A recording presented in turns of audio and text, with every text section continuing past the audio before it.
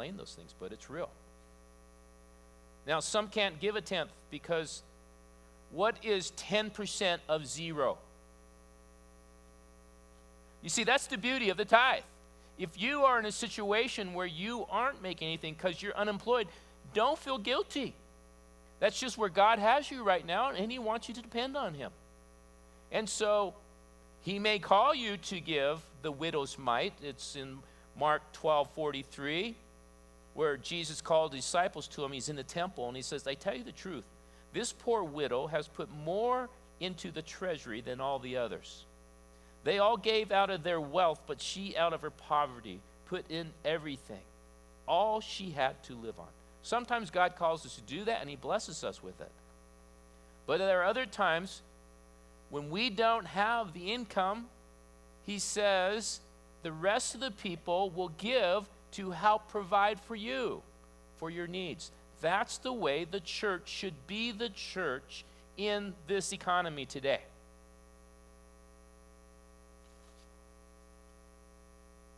Now, for others, when you're sitting here with 10%, holy cow, do you realize how much that is? I can't afford to give that much. I heard a story. It's actually in the book Enough by Adam Hamilton. He talked about a story of Chaplain Marshall, who was a chaplain with the U.S. Senate. He talked to a man, and we talked to him about the tithe, and the man says, you know, I used to tithe all the time, but I make $500,000 a year now. I can't afford to give $50,000 a month or a year. A month, yeah, I can see why you can't afford that.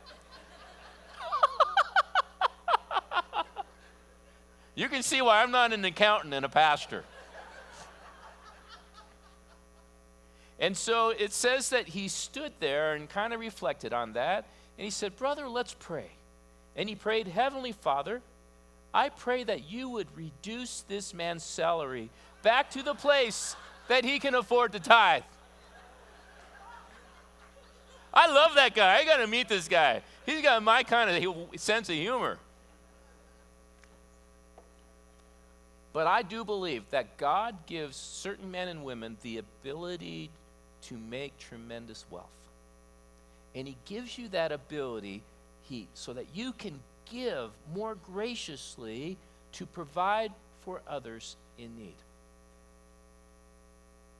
Charles Spurgeon, he said, when we have much of God's providential mercies, it often happens that we have but little of God's grace and little gratitude for the bounties we have received. We are full and we forget God. Satisfied with earth, we are content to do without heaven. Wow. So the blessing of the tithe is that I think when we give that first 10% to God, when we take that first apple and we throw it in, we give it to God, first and foremost, that God continually reminds us of his incredible blessings in our life. And there's one thing that wards off, I believe, depression. There's one thing that wards off discouragement and pain is a thankful heart. Now, there's this issue of the offering. And again, I want to clarify this first, is that it's meant to be over and above and beyond the tithe. And so there are other great ministries that are out there that are all worthy of being supported, and God gives you a certain heart for different ministries. That is intended to be over and above that 10%, the tithe. And you're thinking, you mean I got to give 12 or 13 or 15%, if that's what God calls you to do? We as a church are even committed to give 10%, that we give 10% of what you give through the tithes and offerings. I should say what we give, because Jane and I are very committed to tithing to this church, is we give it to various other ministries. Now, there's blessings that I talked about that were changed. And one thing that Adam Hamilton says is when we aren't generous, it creates a spiritual condition in us. And he calls it spiritual and financial constipation. That's a great term, isn't it? This is where we keep taking in, and we're not giving out, right? You follow me? If you don't understand, go ask your mother. She'll explain it to you. So the only way to truly find generosity, I was going to say relief, generosity, I got a sick mind, I know. I shouldn't be thinking when I'm talking. I should just be reading my notes. He says the way you spell relief is, he does say that. You spell it by Give, to give.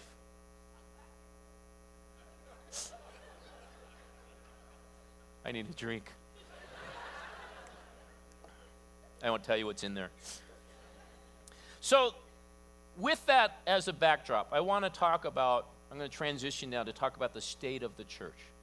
The state of Canyon View Vineyard Church, because some of you may be wondering, and we want to do this once a year, and you are going to be receiving, you can get through our website the financial report of the previous year, and you can look at that. It's no news to anybody that we are living in a new reality, right? That since the crash, the economic crash that we experienced a year and a half ago, we are living in a totally different world. That in Grand Junction, you saw the news that we have experienced more jobs lost in 1 year than any other city in the nation.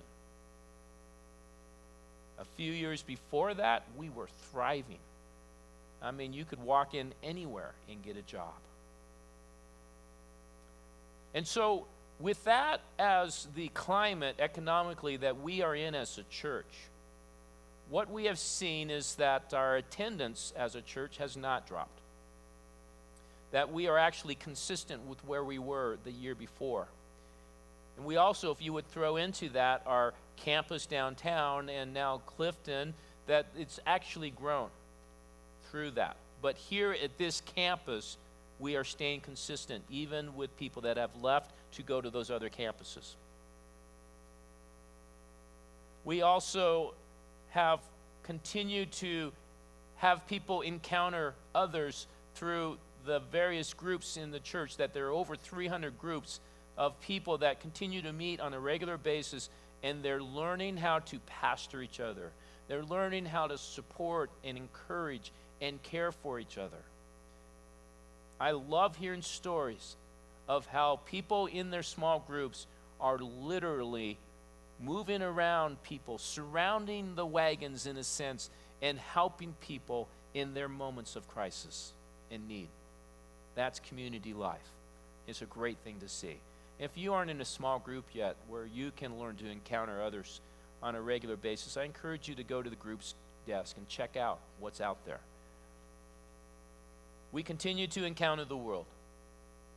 I am so proud to be a part of this church, to see the ministries that you guys are doing, that it's not only the big outreaches like every Sunday afternoon at Kenwood Park in Clifton, where we're feeding literally hundreds of people every week. In fact, it's amazing if you would know how many people we feed each week with very little money expended, of how God has given us so much favor in the community and has given us so many resources outside of what you give to give food away. It's amazing. Again, it's one of those things that the numbers just don't add up. We don't understand how we're able to feed so many people every week.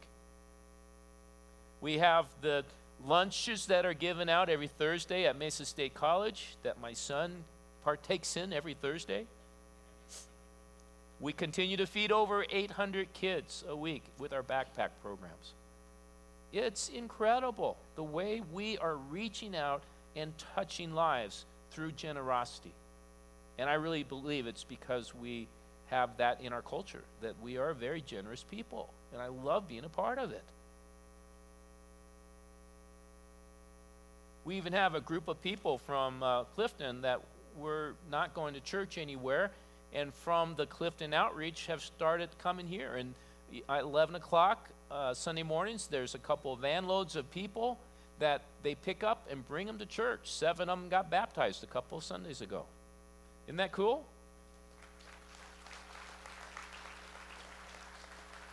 So ministry is continuing. We're continuing to do more with less. And it's a God thing. I can't explain it. Now, if we would look at this pie chart up on the screen, that is kind of broken up into our 5 main expenses as a church. And this will be into the yearly report that you will have access to. As you can see, in our church, 50% of our budget goes to salaries and benefits of our staff. Now, some of you may be thinking, well, that's really high. If you saw how hard each of our staff work, I mean, these guys are running around like crazy every day, all day. It's amazing how much these guys get done. And a lot of the ministries that you guys are blessed with are because of their work. Then you see, now this is one thing I want to address here, is the ministry and missions expense is 20%. That is the 10% that we give away to missions, which translates that we only spend 10% of our budget on actual ministries in the church. We cannot cut ministries anymore. If we would cut from the budget of our ministries more, that would translate into actually cutting out ministries. And the thing that we see here, the next one, is property equipment expenses at 23%. The big bulk of that is servicing our debt as a church. That we have this building, and so we had a note on that, initial note on that, and then there was an addition that was made onto this building. There's a second note on that, and then there's a third note. I don't know if you know this, but 18 acres was bought south of our church property. So as you're driving down to G Road, all of that alfalfa land there on the left and those 2 houses were bought by the church. And this was by the predecessor before I came. So that actually, because that is too high. We're spending too much to service our debt, and it's cutting into money that we can invest into ministry. And so one of the goals that we are talking about as a board is, how do we reduce that debt? How do we do that in a downward economy? This is something we're praying about, we're seeking the Lord at, and in all honesty, I don't have the answers to that. But pray for that, all right? If any of you have a few million you want to give, let me know. Utilities, only 5% and 2% other. So that's in general how the money is spent here that you give. Now, compared to 2009 and 2010, at this particular time of week 5 in this year, we are at budget. Okay, so what we project or what we need every month or every week, we are right at budget. We're not above, we're not below, we're right there. And I think in this economy, that's a great thing, right? But I don't have the explanation to this, but we had some very generous gifts given at the beginning of 2009, so we are actually 18% below what was given in 2009. Sometimes it balances out over time, over the 50-something weeks that we have in a year. Again, I'm not an accountant. I know it's 50-something, right? So what that means is, if our giving decreases because we can't cut utilities, we have to pay our service our debt, we have to keep ministries going, is if giving decreases. This is just letting you know where we're at and where we're thinking as those that are managing the resources, is we will have to look at ways to cut salaries and benefits. And so that we are looking at things like furlough days, of taking a % cut across the board. Those are the kind of things, because that's the biggest piece of the pie that we will have to cut, okay? So that's where we're at. And I'm just letting you know this not as a manipulation, it's just I want honest communication. We don't have to do that now because we're at budget, all right? But if it goes below, then that's the thing we'll have to look at. And we're praying, and we're watching it every week. We're keeping our expenses at a minimum. And we're telling everybody, don't spend unless you absolutely have to. Okay. Now, this is in light of us continuing to want to expand ministry, advance the kingdom in like the Clifton campus that we're starting. Eventually, we have people in Palisade that we'd like to start a satellite campus there. That takes money to invest in that, and we're just praying for God to provide for that because we want to keep moving the kingdom forward. Because there's one thing that happens in this kind of economy is it's typical for people to hunker down instead of keep moving out. And I think in God's economy and his kingdom, we want to keep moving out. Now, in light of all that I've said, there's one ministry that I really want to highlight here. And our staff has really felt led by the Lord to start what's called our Helps ministry. And we're really excited about this. Galatians 6:10 says, "Therefore, as we have opportunity, let us do good to all people, especially to those who belong to the family of believers." You see, what we are mandated to do is care for you. And so this Helps ministry is kind of a creative way that we can help people in this kind of economy. And I'm going to have the worship team come up. And so do we have the web page that shows that? Here is the web page our link on the web page that you can go to, the New Reality Helps.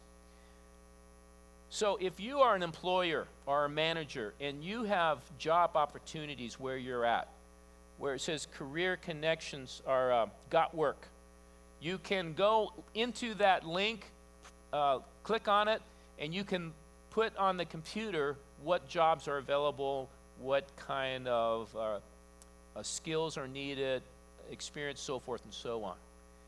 There is also a career connections group that is going to start the first and third Wednesday of each month. This is where folks that are looking for employment can get together, and they're going to network together and help each other to find jobs. And they're going to bring in people to teach them how to write out resumes and how to look for jobs. Just those practical skills to help give you an edge in this kind of a market. The next thing that you can have is, that's a little lower that you can't see, is need work. If you are in need of a job, you can go in there and just list that you need jobs. And if you are an employer, you can go in there and see who's listed on there and see if any of them apply. Then we have got stuff and need stuff. So if you have something in your home that you just don't need, you can put it on there, and someone who needs something can go on there and say, we really need a couch, but we can't afford one. They can look at that and say, hey, this guy has a couch. You call them up, and you can arrange with them to get a couch. This is what we have incorporated to help us to be the church, and that we can literally care for one another in a very practical way. So, in the midst of a new reality, God continues to provide ways for us to be the church. To be the church in a way that we care for those in need, especially for those who belong to the family of believers. So I'm going to ask us to stand, and as we close in worship here, to prayerfully and to meditate on what I shared today, of what God would be speaking to us about how to manage our resources. So let's go to him as we worship him.